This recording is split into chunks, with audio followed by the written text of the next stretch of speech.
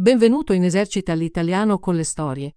Sei pronto a esercitarti con l'italiano e diventare più fluente? Iniziamo.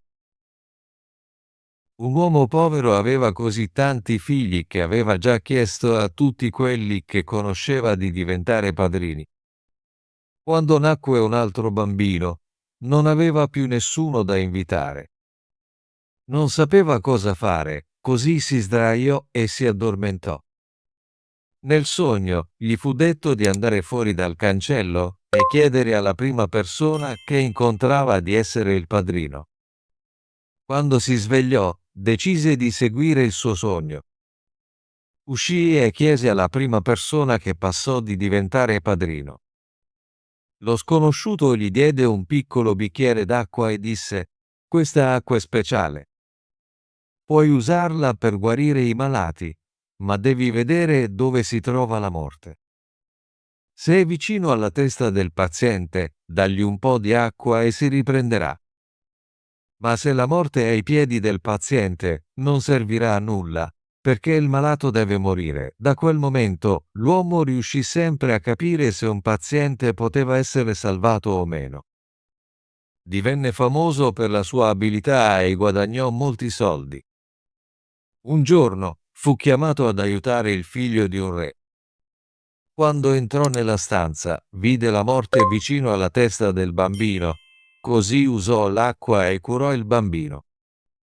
Fece lo stesso una seconda volta, ma alla terza la morte era ai piedi del bambino e sapeva che il bambino doveva morire. Un giorno l'uomo decise di visitare il padrino e raccontargli di come stava andando bene con l'acqua. Ma quando entrò nella casa del padrino, trovò tutto molto strano. Al primo piano, una scopa e una pala stavano litigando e colpendosi a vicenda. Chiese loro: «Dove vive il padrino?» La scopa rispose: «Un piano più in alto». Quando raggiunse il secondo piano, vide un mucchio di dita morte. Chiese di nuovo: «Dove vive il padrino?» Una delle dita rispose: «Un piano più in alto». Al terzo piano trovò un mucchio di teste morte che ancora una volta gli dissero di salire al piano successivo.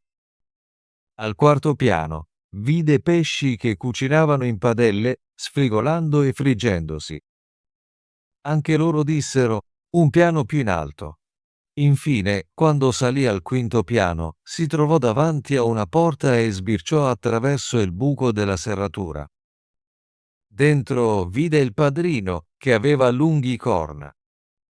Quando aprì la porta ed entrò, il padrino si affrettò a mettersi a letto e si coprì. L'uomo disse: «Signor padrino, che posto strano hai. Quando sono arrivato al tuo primo piano, la scopa e la pala stavano litigando». «Che sciocco che sei», disse il padrino. «Erano solo il ragazzo e la domestica che parlavano. Ma al secondo piano ho visto delle dita morte». «Oh, sei così sciocco». Erano radici di scorzonera. Al terzo piano ho visto un mucchio di teste di uomini morte. Quelle erano solo cavoli. Sciocco che sei. Al quarto piano ho visto pesci in una padella che sfrigolavano e si cucinavano da soli. Proprio in quel momento i pesci vennero e si servirono da soli. E quando sono arrivato al quinto piano, ho sbirciato attraverso il buco della serratura e ti ho visto. Padrino con lunghissime corna. Oh, quella è una bugia». L'uomo si spaventò e corse via, e se non lo avesse fatto, chissà cosa il padrino gli avrebbe fatto. Ottimo lavoro! Vuoi esercitarti con l'italiano e diventare più fluente? Iscriviti e attiva la campanella delle notifiche per non perdere nessuna delle nostre storie gratuite in italiano. Ci vediamo nel prossimo video.